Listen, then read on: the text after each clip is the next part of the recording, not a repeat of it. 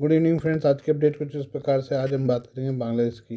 Bangladesh national party BNP के कार्यकारी अध्यक्ष और पूर्व प्रधानमंत्री खालिदा जिया के बेटे तारिक रहमान 17 साल बाद स्वदेश वापस लौटे हैं।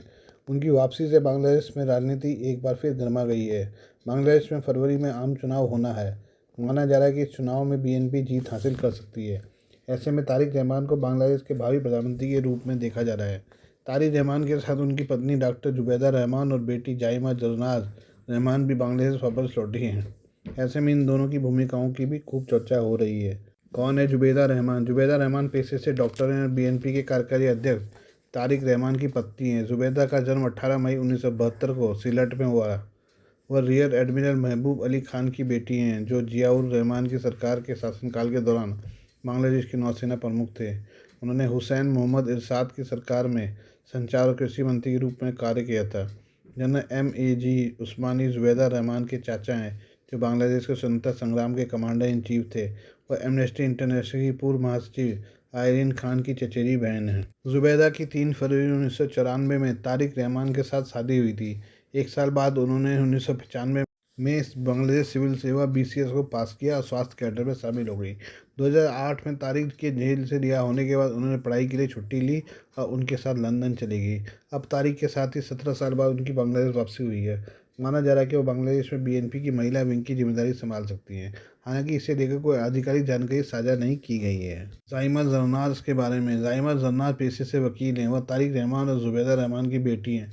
वह भी अपने माता पिता के साथ बांग्लादेश वापस लौटी हैं। जाइमा की उम्र 30 साल के आसपास बताई जा रही है। उन्होंने लंदन के क्वीन मैरी यूनिवर्सिटी से लॉ की पढ़ाई की है। इसके बाद उन्होंने लिंकन इन से बैरिस्टर की डिग्री हासिल की है।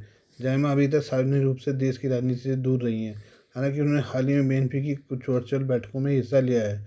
ऐसे में उनकी राजनीति में शामिल होने की अटकलें लगाई जा रही हैं। ये बात करें चीन की। चीन ने भारत के साथ अपने संबंधों को लेकर अमेरिका पर राष्ट्रीय रक्षा नीति की तोड़ मरोड़ कर पेश करने का आरोप लगाया है। चीन की विदेश मंत्रालय ने अमेरिकी रक्षा मंत्रालय पेंटागन की हालिया रिपोर्ट पर कड़ा विरोध दर्ज कराते हुए कहा है कि इसमें भारत चीन संबंधों को गलत तरीके से पेश किया गया है। चीन की विदेश मंत्रालय के प्रवक्ता लिन जियान ने गुरुवार को नियमित प्रेस ब्रीफिंग में कहा है कि चीन भारत के साथ अपने संबंधों को रणनीतिक और दीर्घकालिक दृष्टिकोण से देखता है। उन्होंने कहा कि चीन किसी तीसरे देश को ध्यान में रखकर भारत के साथ रिश्ते तय नहीं करता। लिन जियान ये बयान उस सवाल के जवाब में दे रहे थे जिसमें पूछा गया था कि क्या चीन भारत और चीन के बीच विवादित सीमा क्षेत्रों में तनाव कम होने की स्थिति का फायदा उठाकर भारत और अमेरिका के बढ़ते रणनीतिक संबंधों में दरार डालने की कोशिश कर सकता है। पेंटागन की रिपोर्ट में संकेत दिया गया है कि चीन भारत अमेरिका की बढ़ती नज़दीकी को लेकर चिंतित है और सीमा पर तनाव घटाने को एक रणनीतिक कदम के रूप में इस्तेमाल कर सकता है। हालांकि चीन ने इस आकलन को सिरे से खारिज कर दिया और कहा कि अमेरिका की रिपोर्ट उसके रक्षा दृष्टिकोण को गलत तरीके से प्रस्तुत करती है। आपको बता दें कि पेंटागन की रिपोर्ट में कहा गया है कि चीन की दीर्घकालिक रणनीति का मूल लक्ष्य वर्ष 2050 तक चीनी राष्ट्र का महान पुनरुत्थान हासिल करना है। रिपोर्ट में आगे कहा गया है कि इस लक्ष्य के तहत बीजिंग न सिर्फ अपनी वैश्विक प्रभाव क्षमता बढ़ाना चाहता है, बल्कि एक ऐसी विश्व स्तरीय सेना खड़ी करने की दिशा में भी आगे बढ़ रहा है जो युद्ध लड़ने और जीतने में सक्षम हो। चीन ने पेंटागन की इस रिपोर्ट को सिरे से खारिज कर दिया है। इसके अलावा पेंटागन की रिपोर्ट में कहा गया कि चीन ने अपनी नेशनल स्ट्रेटजी में 3 तथाकथित कोर इंटरेस्ट तय किए हैं, जिन्हें वो किसी भी तरह की बातचीत या समझौते से परे मानता है। इनमें पहला चीनी कम्युनिस्ट पार्टी का पूर्ण नियंत्रण, दूसरा देश का आर्थिक विकास और तीसरा चीन की संप्रभुता और क्षेत्रीय दावों की रक्षा विस्तार शामिल है। इसके अलावा पेंटागन की रिपोर्ट में अरुणाचल प्रदेश को लेकर भी कई तरह की बातें कही गई है। इसमें कहा गया है कि बीजिंग ने इन कोर इंटरेस्ट के दायरे में ताइवान, दक्षिण चीन सागर, सेनकाकू द्वीप और भारत के अरुणाचल प्रदेश जैसे विवादित क्षेत्रों को भी शामिल किया गया है। LAC पर भारत के साथ शांति कायम करना चीन की रणनीति का हिस्सा है।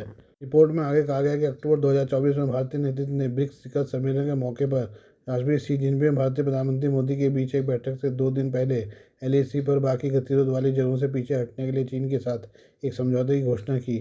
शी जिनपिंग और मोदी की बैठक ने दोनों देशों के बीच उच्च स्तरीय मुलाकातों की शुरुआत को चिन्हित किया, जहां पार्टियों ने सीमा प्रबंधन और द्विपक्षीय संबंधों के लिए अगले कदमों पर चर्चा की, जिससे सीधी उड़ानें, वीज़ा सुविधा और शिक्षाविदों और पत्रकारों का आदान प्रदान शामिल है। चीन शायद LAC पर कम तनाव का फायदा उठाकर द्विपक्षीय संबंधों को स्थिर करना चाहता है और अमेरिकी भारत संबंधों को गहरा होने से रोकना चाहता है। आइए बात करें हम पाकिस्तान की। मोहम्मद यूनुस के नेतृत्व में बांग्लादेश पूरी तरह से पाकिस्तान के चंगुल में फंस चुका है। भारत ने जिस पाकिस्तान के अत्याचारों से बांग्लादेश को आज़ादी दिलाई, आज वही देश रक्षा की कस्में खा रहा है। पाकिस्तानी प्रधानमंत्री शहबाज शरीफ की पार्टी पाकिस्तान मुस्लिम लीग नवाज के एक नेता कामरान सईद उस्मानी ने भारत को धमकी दी है। उन्होंने कहा कि अगर भारत ने बांग्लादेश पर हमला किया तो पाकिस्तान पूरी ताकत के साथ ढाका के साथ खड़ा होगा। इतना ही नहीं, उन्होंने मई 2025 में भारत और पाकिस्तान के बीच हुए संघर्ष का भी जिक्र कर सेकी बगारी। कामरान सईद उस्मानी ने पाकिस्तान के साथ बांग्लादेश का झंडा लगाकर एक वीडियो जारी किया है। इस वीडियो में उन्हें भारत को धमकाते हुए सुना जा सकता है। उन्होंने कहा, आज मैं राजनेता के तौर पर नहीं बल्कि उस शख्स के रूप में बात कर रहा हूँ जो बांग्लादेश की मिट्टी, तारीख, कुर्बानी और ज़रूरत को सलाम पेश करता है। मैंने जब 2021 में यह कैंपेन शुरू की थी तो मेरे साथ कोई नहीं था। आज अल्हम्दुलिल्लाह बांग्लादेश और पाकिस्तान एक साथ खड़े हैं। आज मैं कोई सियासी बयान नहीं दूंगा, बात करूंगा उस्माना की, जो एक सोच था, जो एक ज़रूरतमंद आवाज़ थी, जो कहता था कि बांग्लादेश को किसी देश की कॉलोनी नहीं बनने दूंगा। मैं बांग्लादेश के अंदर किसी की दादागिरी कबूल नहीं करूंगा।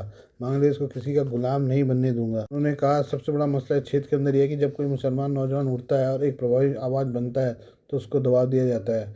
ये जो भारतीय राजनेता बैठे हैं वो आवाम को खून चूसने के लिए उन्हें कभी भी गुलामी से आज़ाद नहीं करना चाहते, चाहे वो बांग्लादेश का पानी बंद करने की सूरत में हो, चाहे वो फितना या ख्वारिज के नाम से मुसलमान को मुसलमान से लड़ाने की सूरत में हो। अब मुसलमान नौजवान उनकी साजिश को बड़े अच्छे तरीके से जान गया है। अब पाकिस्तान बांग्लादेश का बच्चा बच्चा उस्मान हादी है। कामरान सईद ने आगे कहा, उस्मान हादी को तो शहीद कर दिया लेकिन उसे सोच को शहीद नहीं कर सके। आज मुकम्मल तौर पर भारतीय आज़ादारी को बांग्लादेश की आवाम रिजेक्ट कर चुकी है। मैं अपने बांग्लादेशी भाई बहनों को कहना चाहता हूँ कि हम आपके साथ खड़े हैं। अगर कोई देश बांग्लादेश पर दबाव डालने की कोशिश करेगा या फिर बांग्लादेश की खुद मुख्तारी पर हमले की कोशिश करेगा तो पाकिस्तान की आवाम आपके साथ खड़ी होगी।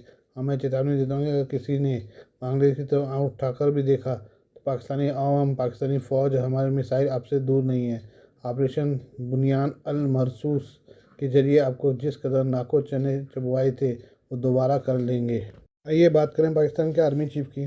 पाकिस्तान के आर्मी चीफ असीम मुनीर ने हाल ही में लीबिया का दौरा किया है। लीबिया के सैन्य अफसरों के सामने मुनीर ने अपने हथियारों और JF-17 लड़ाकू विमानों की जमकर तारीफ की। इस दौरान मुनीर ने कहा कि पाकिस्तान में स्वदेशी तकनीक से हथियार और जेट बन रहे हैं। उन्होंने मई में भारत के साथ हुए 4 दिन के संघर्ष के दौरान 90% पाकिस्तानी सैन्य तकनीक के इस्तेमाल का दावा पेश किया। असीम मुनीर ने विदेश में बैठकर सार्वजनिक मंचों से पाकिस्तानी सैन्य तकनीक की बातें कर रहे हैं, लेकिन उनके दावों में सच्चाई नहीं है।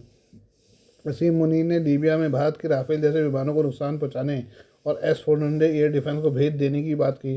हालांकि इनके दावों का कोई तथ्यात्मक आधार नहीं मिलता है। मुनीर के बयानबाजी से ये लगता है कि लीबिया के हथियार बेचने के लिए उनकी ओर से बढ़ा चढ़ा के बातें कही गई हैं। ज़मीन पर सच्चाई पाकिस्तान के CDF असीम मुनीर के इन दावों से उलट है। मई में भारत पाकिस्तान के सैन्य संघर्ष के बाद कई तरह के दावे किए गए। दावों से इतर सैटेलाइट इमेज, मलबे का एनालिसिस और न्यूट्रल रक्षा विशेषज्ञों ने दोनों पक्षों के नुकसान का आंकलन किया है।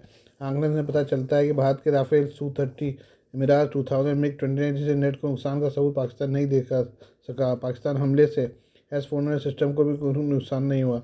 यानी पाकिस्तानी सेना के बढ़त हासिल करने के मुनीर के दावे हवाई हैं। फ्रांसीसी रक्षा विशेषज्ञों ने खुद ये माना है कि ऐसा कोई विश्वसनीय सबूत नहीं है कि किसी राफेल को मार गिराया है। ये भी पता चला है कि लड़ाई के दौरान पाकिस्तान ने चीनी मूल की मिसाइलें, ड्रोन, रडार, एवियोनिक्स का इस्तेमाल किया है। ये बताता है कि असीम मुनीर के 90% स्वदेशी सैन्य टेक्नोलॉजी सभी झूठ है। मुनीर का JF-17 थंडर को अपना विमान बताना भी गलत है। इस जेट को पाकिस्तान और चीन ने मिलकर बनाया है। इसमें चीनी तकनीक ज़्यादा है। पाकिस्तान के आर्मी चीफ और CDF असीम मुनीर ने लीबिया के सैन्य अफसरों के साथ बैठक में कहा, मई में भारत के साथ लड़ाई में इस्तेमाल की गई 90% सैन्य तकनीक पाकिस्तान की थी। पाकिस्तानी एयरफोर्स ने स्वदेशी तकनीक से भारत के राफेल Su-30, MiG-29, मिराज 2000 जैसे लड़ाकू विमानों के लिए मुश्किल पैदा दी। भारत को रूस से मिले S-400 एयर डिफेंस सिस्टम को भी हमने भेज दिया। Please do like, share and subscribe this channel of mine, news, views and analysis by Prakash.